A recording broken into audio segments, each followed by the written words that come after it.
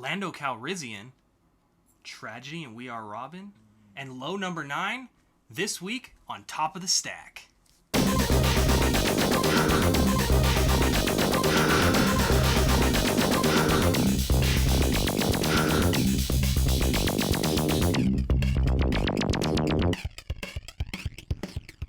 Thank you for joining us on this week's Top of the Stack. This is our weekly comic review where we take our weekly poll, narrow it down to 3, and give you our top 3 picks of the week. Sometimes we have some honorable mentions, sometimes we don't. This week, in fact, we do. So let's just go ahead and get this started. First off, you read Lando, number 3. Yes. Yes. Very nice. And we're sporting some new Star Wars gear in honor. Some Captain Phasma, as well as some Darth Vader. Alright, so Mr. Lando, just always in trouble, isn't he? He gets himself there. Can't feel bad for the guy. Alright, so starting this off, we see Lobot. He's having his mind issues. He's losing his mind, as they say. They're trying to get him refocused so he doesn't die, pretty much. We see the twins. They're putting up a fight. Kicking some ass. They are. They're little, like... ninjas? Yeah. It's pretty cool. And then... they should be on the next season of Twinning. But anyway. Nobody even knows what twinning is. I know. So, basically there's, what do I call them? Defenders or guards on the ship already that nobody knew about. And they're guarding something. You'll have to read to find out what they're guarding, though. It's extra special. Just imagine. It's on the Emperor's ship. What could it be? Now, is it worth thousands or is it worth millions, possibly billions? What is it worth? It's priceless. Priceless. It's priceless. It's like a night at a ball game with your dad. Priceless. At least that's what American Express tells us. I don't like when you bring up dads. Okay, so anyway, yeah, I'm not going to go into that. That was kind of a large chunk of the comic. What? What's hidden in the... That was the end. Most of the comic was these two twins fighting it out. But... about 8 to 10 pages of just action. No words. It was not that many. Yeah. If you can't read, if you have trouble reading, or you're dyslexic, this is the comic for you. You're ridiculous. But anyway. Okay, so the twins beat the guards. Lando is super excited about what they find in this room. And then we meet this other guy. And he's been instructed by the Emperor to get his ship back. And there's some pretty cool stuff that goes on. Did you just say ship? Yeah. Oh, I could have swore you said to get his shit back. Well, that too. I mean, that could work. I'm sure there are restrooms on that ship. There probably are. I mean, with as big as it is, probably toilets made of gold. Yeah. Anyway, this one I thought was pretty good. I feel like there was a lot of info in this one. You thought it was a lot of action. I felt like it was a lot of me absorbing. Story. Yes. So you were like a Jedi sponge soaking in all of the knowledge of your master. Yes. Got you. And Lando is my master, I guess. Ugh. It's not good. No. It's not good. I'm going down the dark way of life. Because he's black? Why do you have to bring race in everything we do? Just saying. Okay. Anyway, that's kind of the gist of the story this week. I'll let you guys read it to get some of the deets. I'm going to give this one probably a Michael Keaton. It was pretty good. Wasn't quite there, though. But I feel like it's getting there. It's getting there. I'm right along with you. The way you're talking about it, I thought you were going to go above that. But I definitely think it's a solid Michael Keaton. I felt like there was a lot of pages that did not need to be action scenes that were action. Like, I get it. You're fighting these guys. I get it. I don't need 8 pages of it to tell me. But I can't read. I know. That's why it was good for you. And that's probably why I thought you were going to rate it higher. Yeah. Because, But, so I'm giving it to Michael Keaton as well. The story did get somewhere in those final things. That's why I gave it. If that wasn't in there, it would have been knocked down a little bit lower. But it was in there. And Michael Keaton. So, Star Wars Lando, number 3 by Charles Soule and Alex Maleev is getting a Michael Keaton from Geek'd Up. I read this week Lo Numero 9. What number is 9. it? Oh. Lo number 9 by Rick Remender and Greg Tuccini. Colors now are by Dave McCaig. I'm finally caught up on it. I know. Finally. I'm finally caught up on it. Okay. Finally. And just as she gets caught up on it, it brings us 10 years back. 10 years ago, in a flashback, we see our 2 sisters, Della and Tahoe. Or Tajo? I'm thinking it's Tahoe. Right? Tahoe, yeah, that's what I would think. We see that Della's the strong, comforting one, talking about, well, we got to stay strong. Mom has hope, and she's going to come get us. Mm-hmm. She's coming for us. All this stuff. Right at that time, snatch, boom, bam, Tahoe gets taken away. Those are literally the bubbles, too. Snap, boom, bang. I'm trying to give you verbatim here. But it was Tahoe, wasn't it, that got taken? Or was it... No. Della gets taken, and because Tahoe is actually still at that captives when we meet her later on. But anyway, Della gets taken to become a warrior. They want to create a warrior out of her, and as we learned in the last couple issues, she gets taken to this place where they don't believe in art because art can bring on hope, and so on and so on. We saw what she did to her lover, all that kind of craziness. That shit was unexpected. It was. And as this is happening, she says, "Fuck you, I'll kill you all. I'll never be one of you." Does she become one of them? No. But we think she does. Throughout this whole issue, we get to see her being herself. Like we know that she's not with them, but she's still trying to act as if she's with them. Right. So we go to the current time where we see this person who brought her in. Kidnapped her, bought her for slavery, whatever. I was trying to make the same thing. That sounded it's like always a race thing with you. Oh, slavery. No, the way I said it sounded more comforting. Like he took this poor girl in. When really he made her a Yeah. warrior. So he's there and he's saying there is a traitor in our midst. So now we know he knows something's up, and this what this issue is all about. It's about her trying to prove she's not a traitor by doing a bunch of stuff a traitor wouldn't do. Brutal stuff.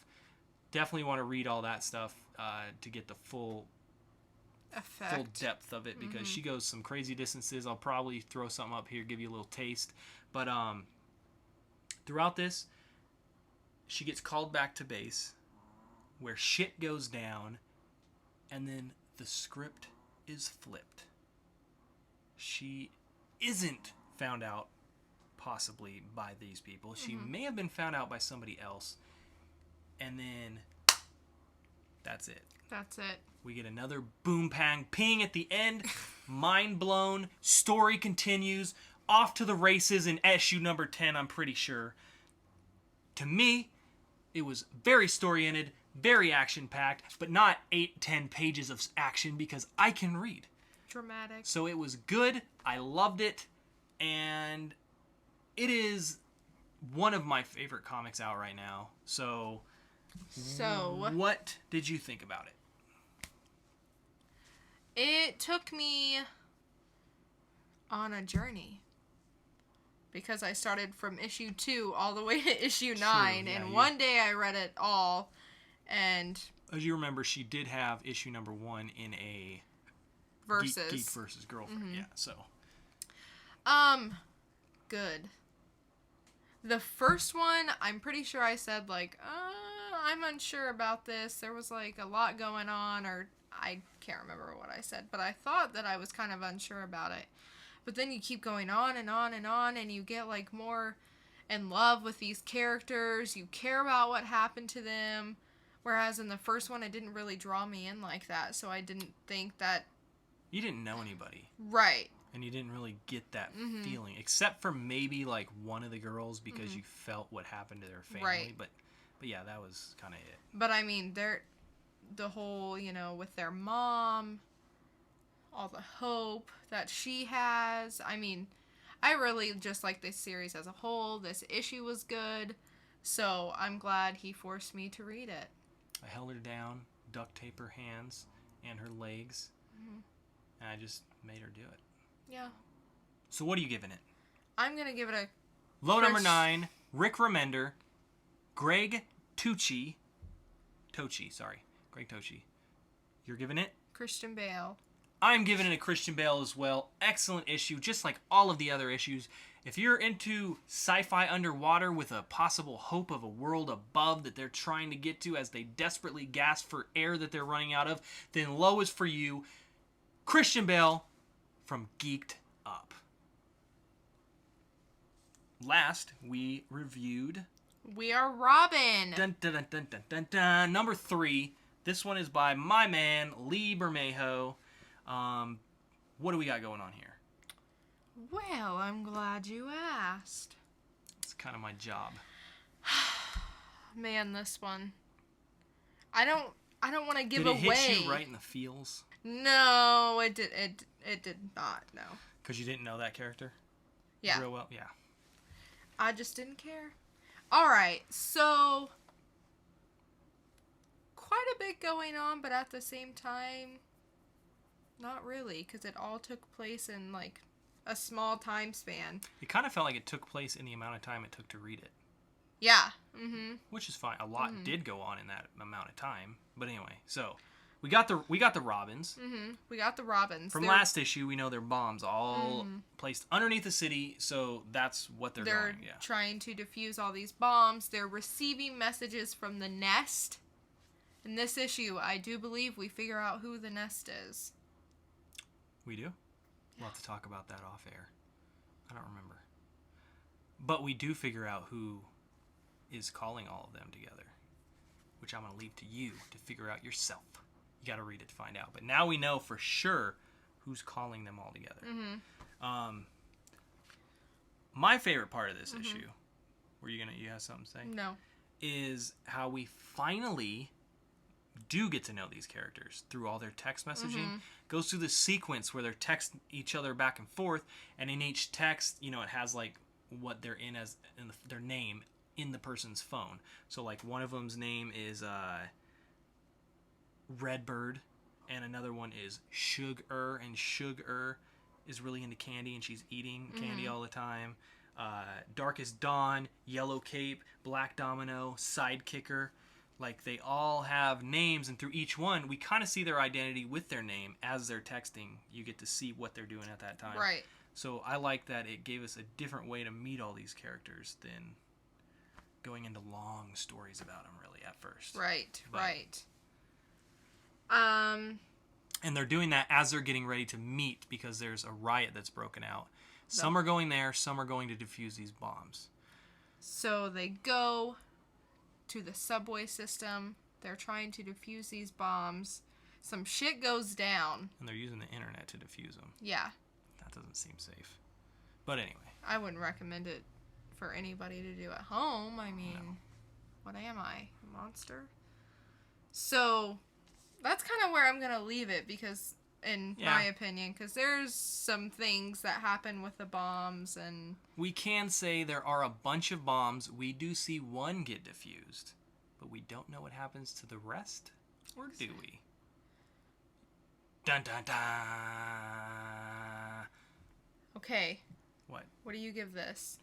I am giving We Are Robin, numero 3, number 3, a Ben Affleck. Ooh, girl. Girl, I tell you, If We Are Robin number 3 was coming over, I'd get my hair did, and I'd be like, ooh, it's a Ben Affleck. It's always a race thing with you. Oh my God, leave it alone. No, it's not. Anyway, what are you giving it? I give it a Christian Bale. Good scores all around for all of these books. So, We Are Robin number 3 is getting a Ben Affleck and a Christian Bale from Geek'd Up. But that's not all. We do have a couple honorable mentions this week. One of them being Rasputin number 6.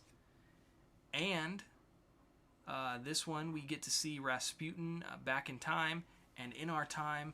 And it's a whole story about his backstory and his new story and how he's involved with this senator. It's a really good issue.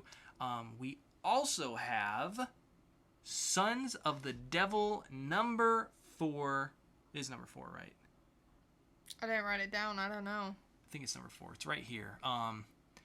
Really good issue. Also, as usual, the 3 we reviewed, we preferred a little bit more, but still, if you're into, more creator-owned comics, definitely go for those because they're really interesting. But that is it. That is it. For Top of the Stack this week, make sure if you have any comments on our ratings or you thought they were better or worse, or maybe you want to give your own rating on something, make sure you do it in the comments below. When you like, comment, and subscribe, we'll get back to each and every one of you. You can find us on Facebook at facebook.com/geekuptv, or on Twitter at twitter.com/geekeduptweets. Write us a note. We'll get back to you. But until then, stay geeked up and always hug a xenomorph. Always. Luke Cage, Fallout 4, The Punisher, and much more. Geek'd this week. Scott Lang, I'm a thief by trade. Didn't plot my thieving well. Now I'm locked up and enslaved. Gotta change my ways, get past this. If not for me, then Cassie. That's why Hank